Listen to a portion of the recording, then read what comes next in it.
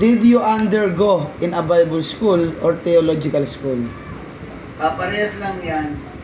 Ako ay nag-undergo sa Bible school. Pag sinabing Bible school, theological seminary. Correct. Ibig sabihin yan, parehas lang yan na site.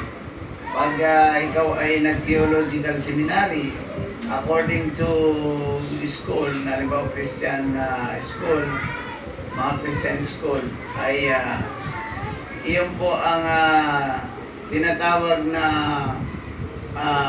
katuruan ng salita ng Diyos at totoo.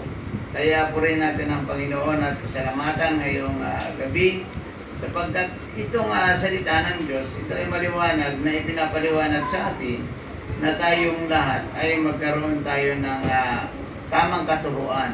Ang isang pastor na katulad ko, bago tawagin ang Panginoon, ako po ay nakapag-aral ng 9 na taon sa Bible School. Yan po ay nag-undergo ako sa pamamagitan ng pagmamaster ng salita ng Diyos.